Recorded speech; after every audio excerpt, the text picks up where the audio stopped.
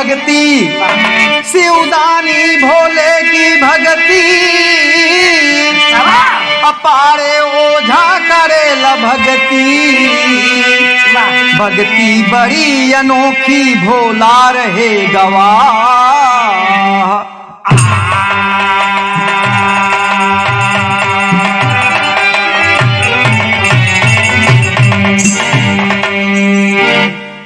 तमाम श्रोताओं के बीच में एक और हास्य रस का बिरहा आप सुनेंगे।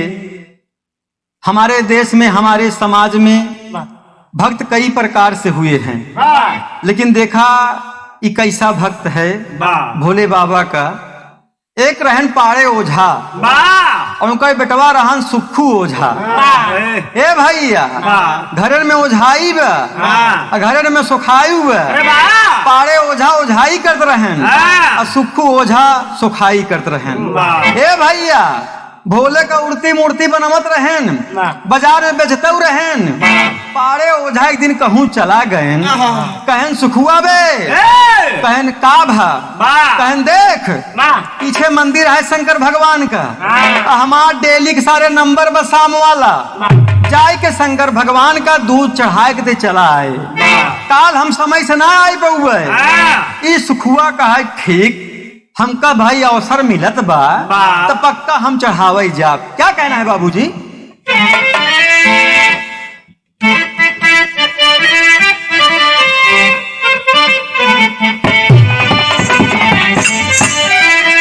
वही लाइन है कि इसके और प्यार का, इसके और प्यार का मजा लीजिए, थोड़ा इंतजार का मजा लीजिए, थोड़ा इंतजार का मजा लीजिए, थोड़ा इंतजार का मजा लीजिए। इसके और प्यार का, इसके और प्यार का मजा लीजिए, थोड़ा इंतजार का मजा लीजिए, थोड़ा इंतजार का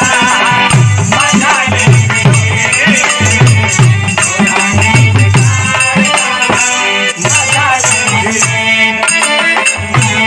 भैया, लेकिन सुखू ओझा विचार कर दबा कि हमार बाबू कहे यहाँ कि काल बेटवा चला जाए, संध्या की समय तो हार नंबर रहा था, भगवान का दूध चढ़ावे के बाद क्या कहना है बाबूजी? काशी हरिद्वार का ज्ञान लीजिए, काशी हरिद्वार का ज्ञान लीजिए, भक्त की पुकार का ध्यान दीजिए, भक्त की पुकार का ध्यान दीजिए, भक्त की पुकार का ध्यान दीजिए।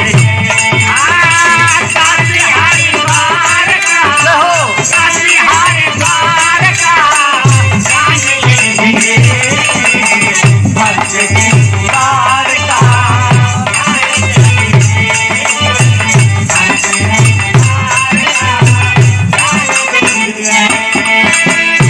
हरि ओम, हरि ओम, हरि ओम, हरि ओम, हरि ओम, हरि ओम।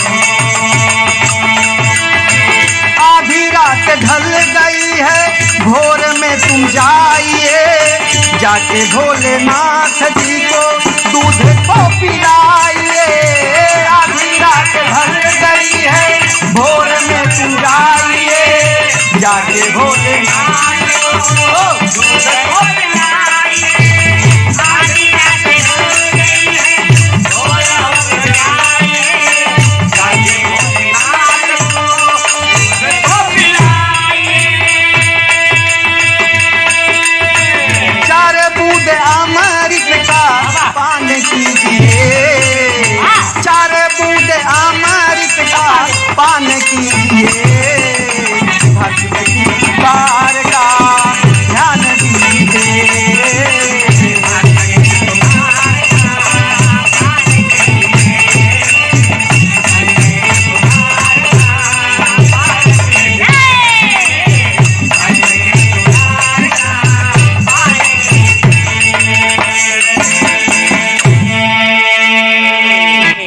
भैया सुबेर भवा ई सुखू ओझा विचार करत बा कि पारे ओझा हमार बाबू वाला काम आज हमका करे कहा ए भैया दूध ले लिया अल्लाह के रहिया दिया कि जात है मंदिरी में भोलेनाथ का आज हम पियाऊ।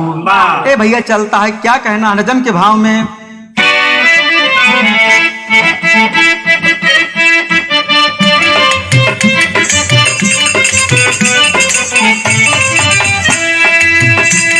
कैलाशपति उमा सती भोले हैं दानी, बल्टी में दूध भर के चला मस्त सैलानी।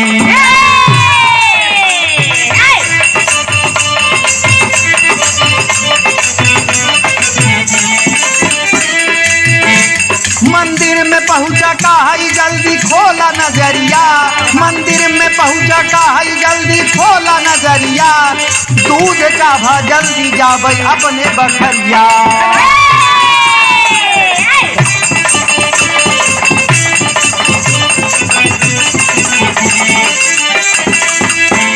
घंटी बजाया बोला है प्रभात की बेला, घंटी बजाया बोला है प्रभात की बेला, दादा गैन गया कर आइल बकेला।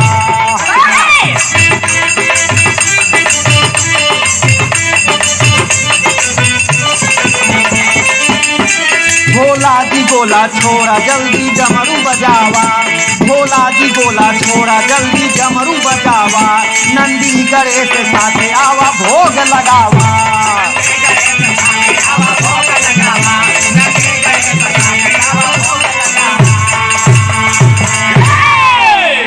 ए भैया कि सुखू ओझा मंदिर में पहुंच गया, दूध का बल्टी ले बा का ये भोलेनाथ ए दुनिया के मालिक बौराहू बाबा आखी ओखी खोला लेके दूध आई आई बाबू नहीं आई यहाँ, बाबू गैन हमारे आज गया करे, उनके स्थान पे हम आई यही लेके सब आवा अपन टोली मोहली। ए भाई आप जानते ही यहाँ कहूँ पत्थर का मुर्द बोलबहू करत है, पारे ओझा तो बताएं कि जा हमारे स्थान पे कई आया चढ़ाई आया, लेकिन पारे ओझा ये बात नहीं बताएं सुखू का कि भोले का दूध कैसे हम पियावत रहे।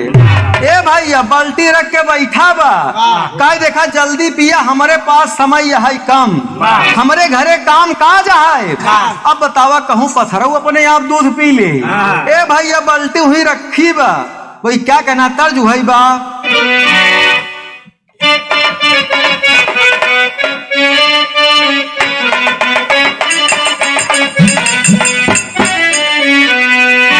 हे भैया भयंदर में भी रहा मुकाबला रहन, एक गायिका हमारे साथे गाना गावत रही तो एक बार बेझिन हम कहे जायदा, दुई बार बेझिन हम कहे तबहू जायदा, कहीं देखा गुरु जी का हम नहीं बनाए, हम कहे का बनाए का कहती है भैया, कहीं टंगिया में टंगिया फसवल से रे ननदी भौजैया, हम कहे जाए तो भाई गुरुओं कहती यहाँ तक कुछ हम कहावे ना, तब वो हम कहे छोड़ दो फिर का छुआवत यहाँ कि माई डियर कही के बोलावल ने रे आज काल कही बेकहना, तब तो हमारे बर्दाश्त ना आई भाई, हम कहे देखा गुरुओं कहती है तो पते हमार तू बिटिया भाऊ कि देखा कुछ हमारो ले जा। बाबू राम आधार जान ल भैया वो गवैया रहे, अखाड़े की शान कभी नहीं गई है, हम सब कभी उधा के रखी थे ना आए, हम कहे हमार ले जा। अरे माई तोरे अरे माई तोरा हमारा ही लवल करे, हमारे बाबू के समानावा, माई तोरा हमारा ही लवल करे, हमारे बाबू के समानावा, माई तोरा हमारा ही लवल करे, हमारे बाबू के हमारे बाबू के समानावा, हमारे बाबू के समानावा, हमारे बाबू के समानावा, माई तोरा हमारा ही लवल करे, हमारे बाबू के समानावा, माई तोरा हमारा ही लवल करे, हमारे बाबू के समानावा। हम कहे सुना गायिका जी, अरे माई तोरा हमारा ही लवल से रे हमारे बाबू के समानावा, माल सफेद गिरावल से रे हमारे बाबू के समानावा,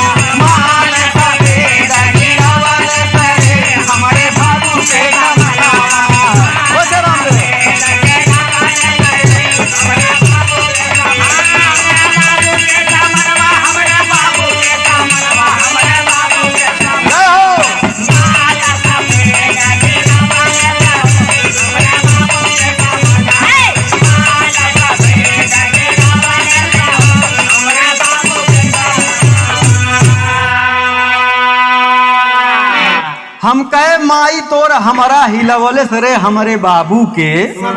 देखा गंदी बात न तू अर्थी बात है।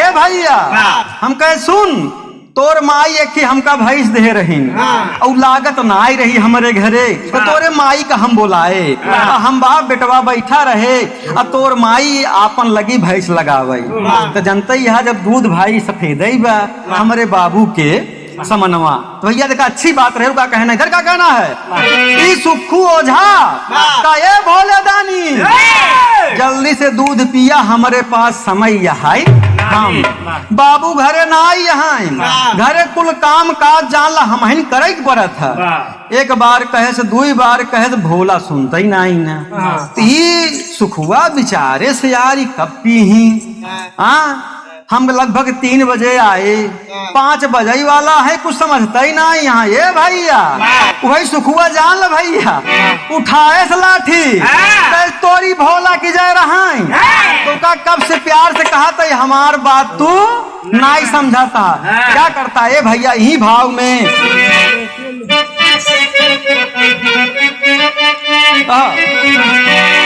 अरे 4 लाठी भोले के जमावाले सरे फूटल भोले के कपारावा 4 लाठी भोले के जमावाले सरे फूटल भोले के कपारावा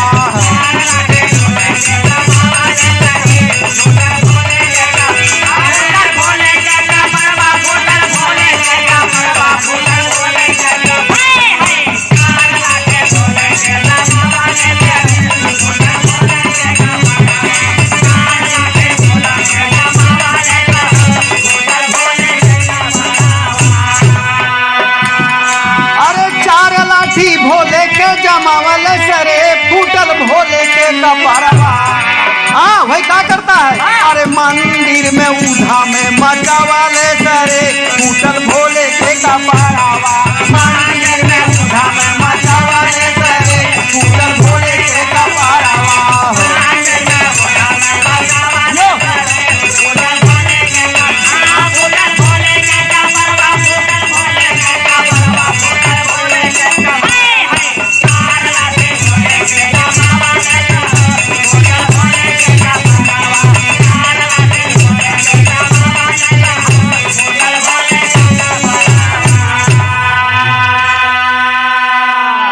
ए भैया जब विनती करते करते सुखू ओझा हार गए कहन तोरी भगवान की जय रहा कब से तो का समझावत ही प्यार से कहे सम्मान से कहे इज्जत से कहे का भराम देव तू लागत ले वही यहाँ का प्रसाद भोले वाला ए भैया जब वही सुखुआ स्थान का 4 लाठी मारे से जनता यह भैया पत्थरे का मुहूर्त फाट गई जान ला खंड खंड हो गए और मार के का कहा था ये भोले दानी हम जाता ही तनी पेशाब करे 5 मिनट के अंदर अगर अब दूध ना पिया जान ले आओ फिर मारब। ए भैया का करता अंतरा के भाव मुहई कहाई भोले दानी कब से बिनती हम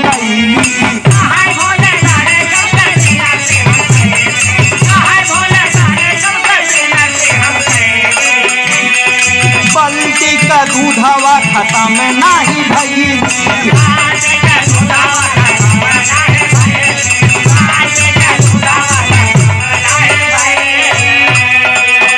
हाहाकारिया कुकुरे चूल्हा हौले सरे फूटल भोले के कपारावा कारिया कुकुरे चूल्हा हौले सरे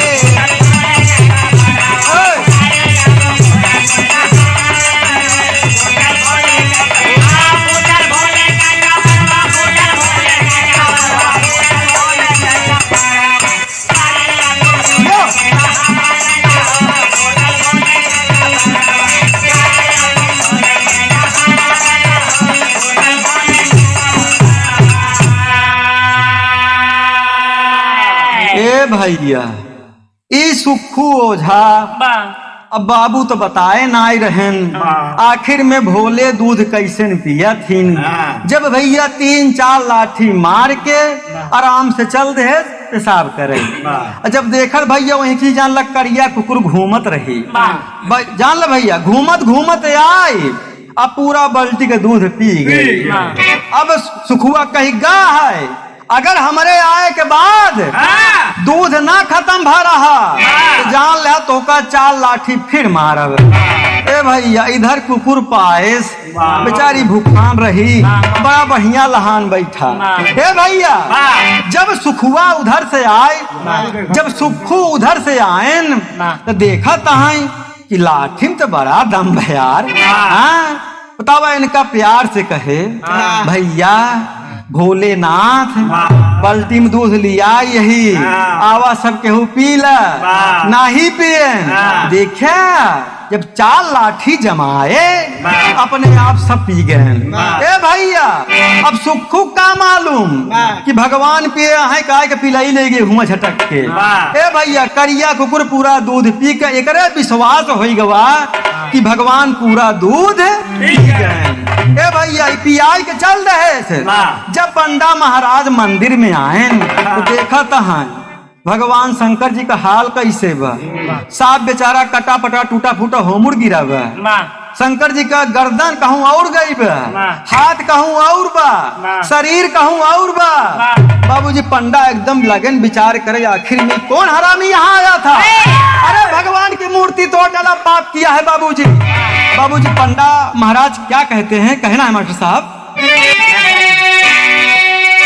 देखा पहले भैया का मतारी बहनी गावत रही, जब बिटिया का विदाई हो लगे तब का कहा ये भैया कि के करा के रोवले अरे गंगा जी बढ़िया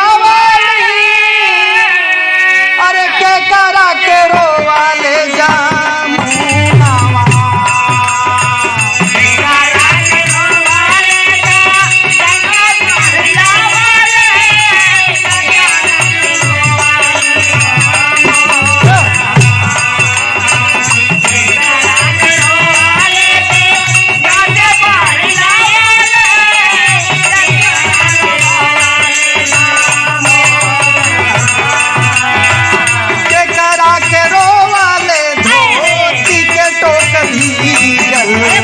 कवन रोवेला बरहु मातवा।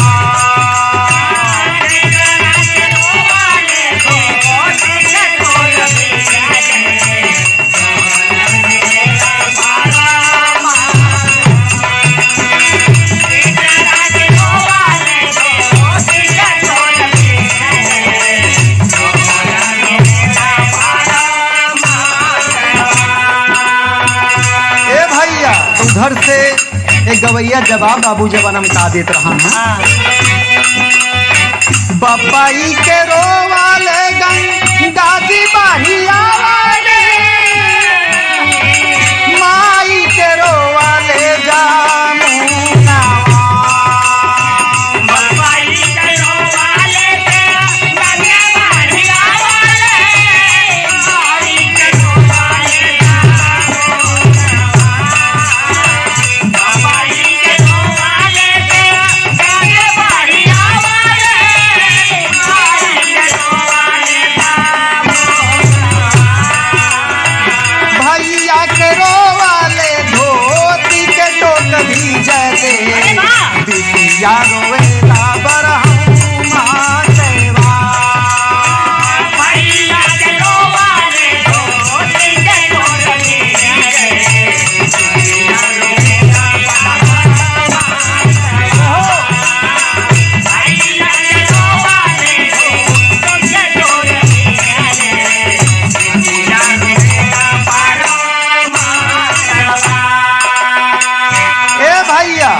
लेकिन देखा इधर का होता, पंडित महाराज क्या देख रहे हैं कि भोले कोई मूर्ति तोड़ दिया है, पूरा सत्यानाश कर जाएगा।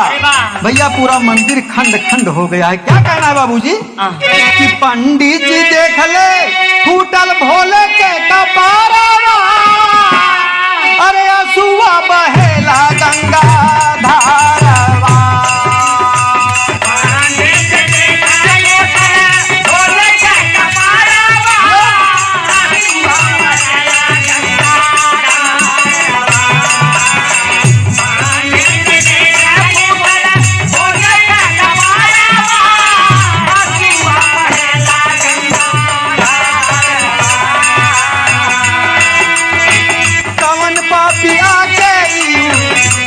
पापी आके ई धाम मचवले के माफ कर जगती प्रभु पारवा।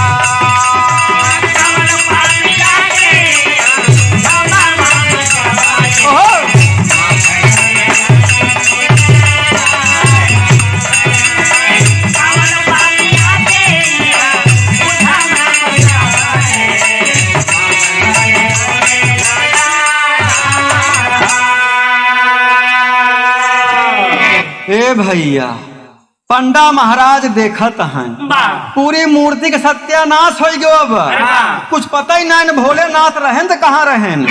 ए भैया जब पंडा महाराज कहनो कौन सा पापी है कौन आए कैसे काम करेगा तो भैया लागे लिस्ट में नंबर देखे तो का पावत है कि आखिरी नंबर अंतिम वाला दर्शन का पारे ओझा का बा। एकर मतलब वो नहीं आए कि मूर्ति तोड़े यहाँ। ए भैया इस सुखुआ एकदम तोड़ ताड़ के बड़ा मगन बा कि बाबू हमारे दूध पियावत रहे न आज हमहू जान ले कि भोलेनाथ दूध कैसे लाठी से देखा तनी मेहनत करे पड़ा है लेकिन काम बाबू वाला करे कोनो दिक्कत नहीं बा। ए भैया इधर से पंडा आए के पहुंच कहाँ पारे ओझा घरे ए पारे ओझा तो भैया पारे ओझा बहरे निकलन कहन भैया का भा बतावा का दिक्कत आए कह नहीं बतावा काल अंतिम में तोहार नंबर रहन मंदिरी में के गरहन कहे भैया हम तो गरह गया करई हमार बेटवा सुखू ओझा गरहन। ए भैया कहन का भवा कहन भवाई की पूरा जान ल मूर्ति तोड़ी डाएबा कहन कब सुखुआ कहे बरे मूर्ति तोड़े बे कहन का करी बाबू कब से भोले का हम कहे है प्यार से बुलाए समझाए इज्जत से तनिको बदतमीजी ना करे ये भोले बाबा तोहार प्रसादी दूध रखा बा आवा आराम से पी ला लेकिन पिया ना आन एक बार कहे दुई बार कहे तीन बार कहे लखत लखत जान ल 3 घंटा हमका बीत गया। जब बाबू है लाठी उठाए 4 लाठी जमाए तो भोले के देखा था अपने आप हमार पूरी बल्टी खाली कहन अरे बाप रे बाप पारे ओझा कहन सारे बड़ा पाप कही दे। हाँ ते बताओ भगवान का मूर्त फोड़ी जाए बताओ ये पाप कहाँ लागी। ए भैया पारे ओझा लागे न हाथ जोड़े जा पंडा महाराज हम विनती करता ही हम मूर्ति पे चबऊ करी थी काल हमार बेटवा जाई दूसर मूर्ति बैठाई दे आप तनिको टेंशन। ए भैया अब कहने सुखुआ बे पारे ओझा बुलाने सुखुआ बे कहेस का बाबू कहन सुन कुछ मूर्ति पड़ी है भगवान का भोलेनाथ का एक ले जाए बाजार में बेच जाए और एक मूर्ति बैठाई दे वही मंदिरी में कहेस ठीक है बाबू। अब बाबू जी पारे ओझा का कहते सुखुआ अब की उल्टा पुल्टा काम ना करे। ए भैया लई के मूर्ति चला तो क्या कहना है तेरी के भाव में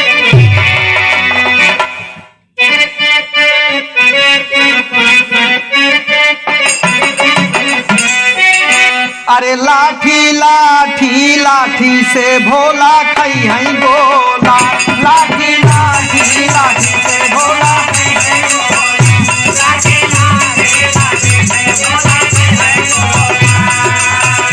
गोला मार मार के गोला मार मार के गोला मार मार के गोला मार मार के रोज खिलावै गोला लाठी से भोला खई है गोला।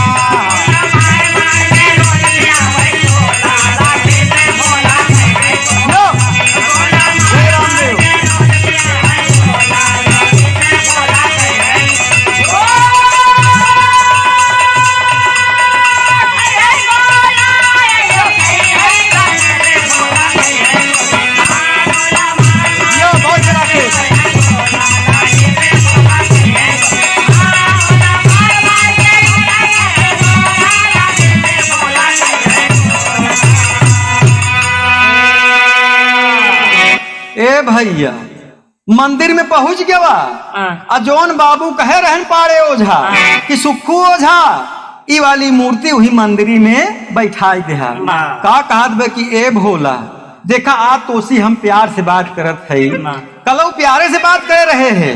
अगर हमार बात मान लेब तो आज तो का लाठी ना मारब। ए भैया बतावा कहूँ पत्थरों अपने आप बैठ जाई, मूर्ति निकाल रखे वो ही का ये भोला अब चुप्पे से उठा जा अपन स्थान ढाई ला। अब भैया लखत बा ये कई जान शर्मात हो भोला, कुछ देर बाद अपने आप चला जाइबो जी का तू है तर्ज बा।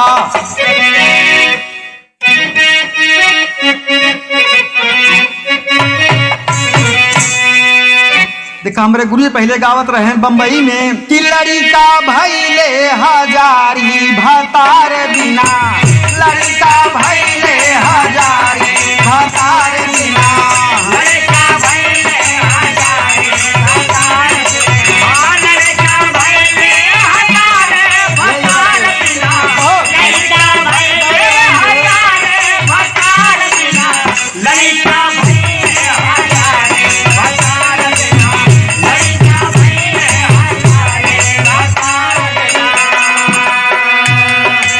लेकिन इन्हीं भाव में आज सुखू ओझा कहाँ ये भगवान बिना कहे तो का अपने झोला से निकाल दे है और जाए के अपन स्थान ढाई लगा कहा बहे भैया औ घर दानी है भोला स्थान धरा, औ घर दानी है भोला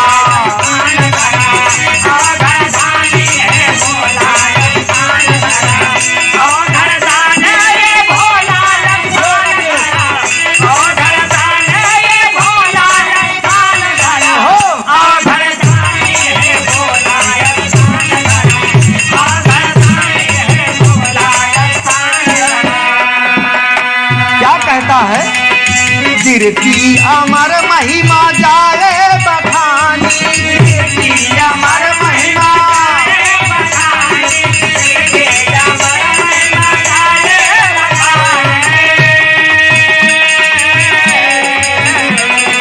सिद्धि विनायक सरस पद ज्ञानी,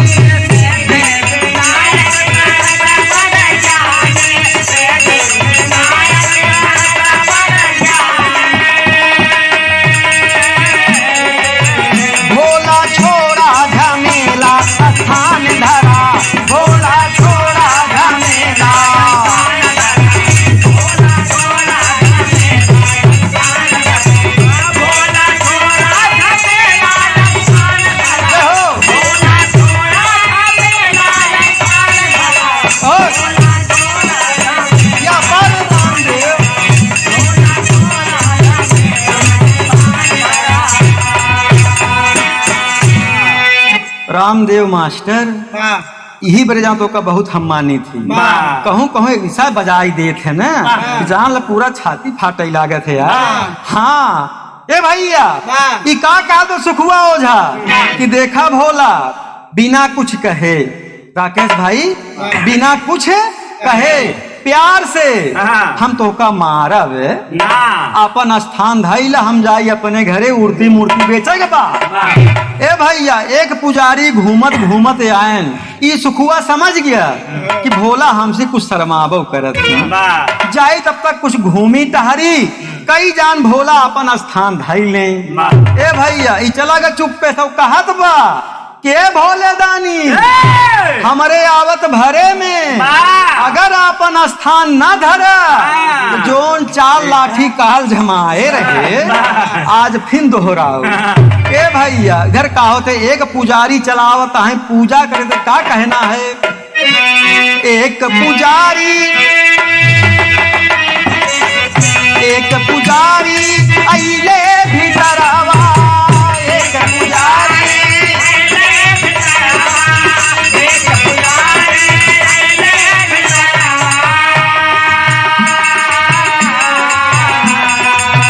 देखें भोला जी बैठे बहरावा, देखें भोला जी बैठे बहरावा, देखें भोला जी बैठे बहरावा।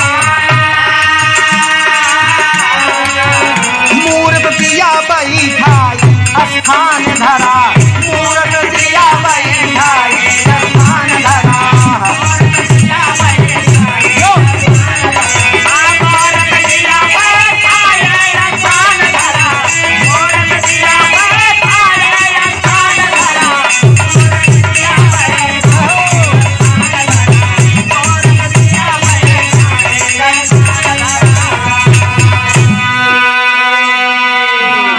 ए भैया अब ई बेचारा गवा घूम टहर के सुखू ओझा आयन। जब कुछ देर बाद चला आयन तो देखा तहाई कि भोला जी गायब हैं। एकर मतलब आज भोला हमरे हाथे मार नाई खवैया रहन। अब ओका नाई मालूम बा कुही बीच में एक ही पंडा महाराज आए रहन और आराम से रख के मूरत चला गए। समझ कि भोला आज भोला का हमारे हाथे मार खाए का मन। ए भाई आराम से पंडा महाराज जहाँ भोला का स्थान रहन मूर्ति हुई बैठाई दें। अब सुखुआ समझ दी कि भोला अब हमार बात माना ही लगा है। ए भाई अलग कहाँ गवा बाजारे में अब का कहा सबसे भाई यहाँ भोला यहाँ बिकाई बर इनका खरीद ला का बोझ खाटी प्रयागराज में कहना है।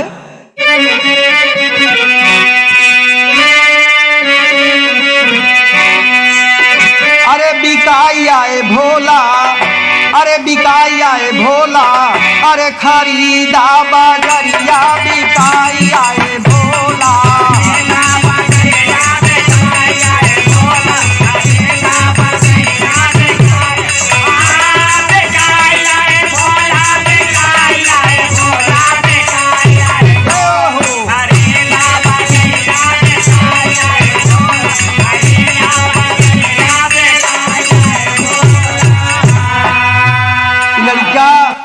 का कहत बे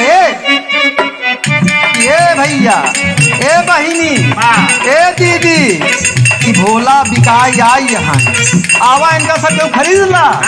और कहत बा ए भोलेनाथ टोका अपने झोला से हम ही बिछाई देते हैं। 1 घंटा के अंदर बिना कहे जहाँ तुहार सबका मन कही अपन अपन चला जाया। ए भैया मूर्ति निकाल दिया का होता है। एक पति पत्नी रास्ता में चला आवता है का होता भैया अंतरे के भाव में।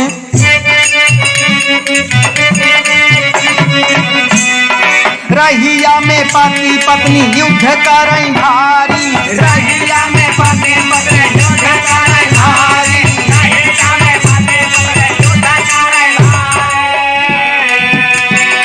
मूर्ति उठाई के करेला मारा मारी मूर्ति उठाई के करेला मारा मारी मूर्ति उठाई के करेला मारा मारी। ए भैया पति पत्नी आपस में हे रामदेव मास्टर लड़ते हुए चलावत रहन जान ला। अब कुछ ना देखान वही मूर्ति देखान और सुखू ओझा गाहे बाजार में उसे घूमत हैं कि भोला हमारे सामने बिका में शर्मात थी न रहत अपने आप बिकाई जाइए। भाई यह का हो था। अरे पथरा का फेंक कुल नदिया भीतरिया बिकाई आए भोला खरीदा बजरिया बिकाई आए भोला।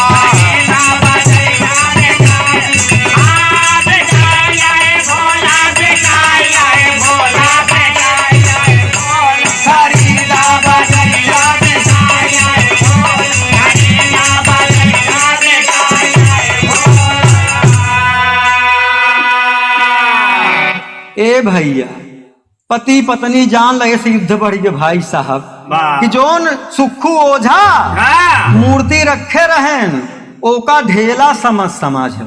ए भैया वो का मारत बा वो का मारत बा बगली हुई नदी है।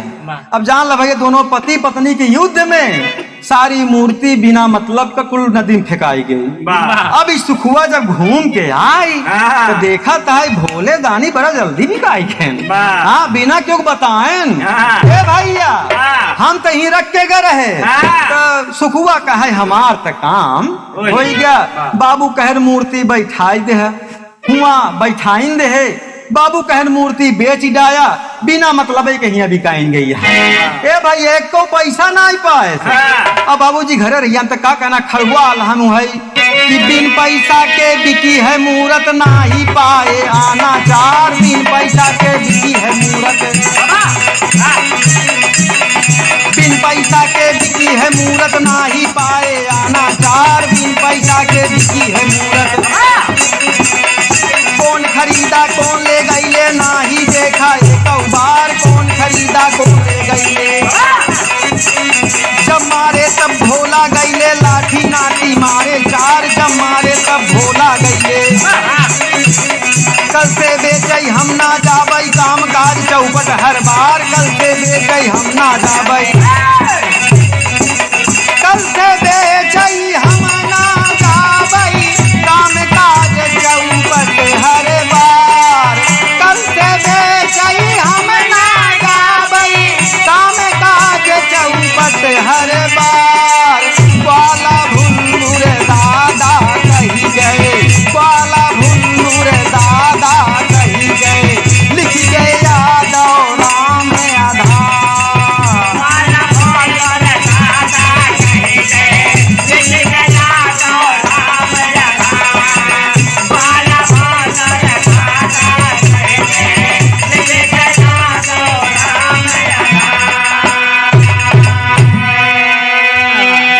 ए भैया सुखू ओझा आराम से घरे पहुँचन उनकर बाबू देखानन पारे ओझा कहन कबे सुखुआ मूर्ति का भाव बिकान कहा बाबू खा बताई इतना आज फास्ट काम भवा जान ल कि भोलेनाथ के जान ल कहूँ भी एक लाठी हम नाई मारे ए भैया कहा जान ल बाबू भोलेनाथ बिना लाठी मारे अपन स्थान लई लेहन बिकायू गयन हमका एको बेचई का नाई पड़ा कहन कैसे बेचे बे कहन जान ल बाबू जब तक खड़ा रही उनका देखत रही न तो स्थान ले न तो बिकाई तनिक हम घूम ही निकल जाई तो देखिए अपने आप सब गायब रहे तो कहन पैसवा बे कहन बाबू यही तो हम ना ही देखे भोलेनाथ के खरीदेस अके लई गवा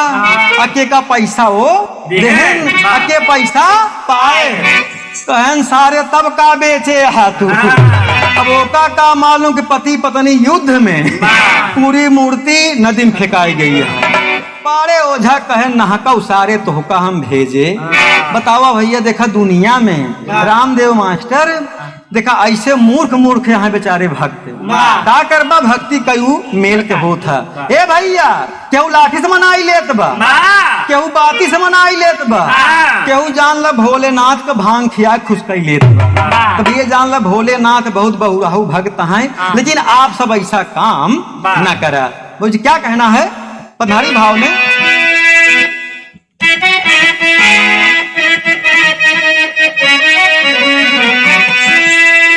अरे मूरख रहले सकल पंच का जगाई दिहले से अरे मूरख रहले सकल पंच का जगाई दिहले से अरे लाठी मार मार के भोले का मुआई दिहले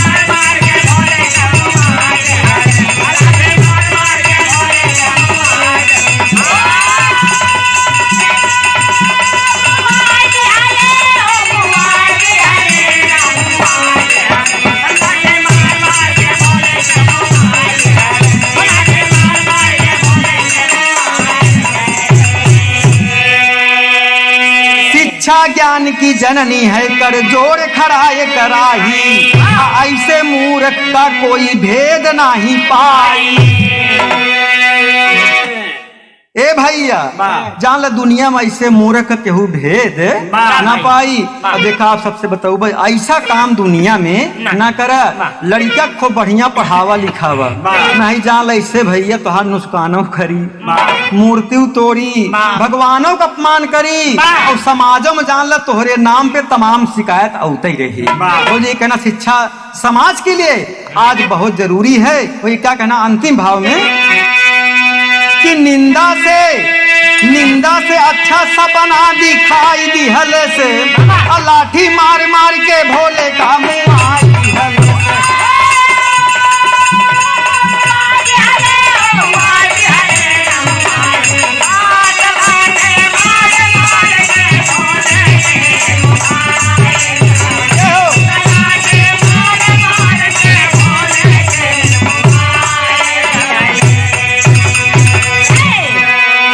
भैया आखिरी में खानदान कैसे परिचय है कि स्वामी गीतानंद संत की अमर रहे फुलवारी जुगनू हैदर अली कहे सब राजा राम की यारी हो लाठी से भोला खई है गोला अरे गवैया भूपेंद्र का सदा अमर है चोला लाठी से भोला खई है गोला।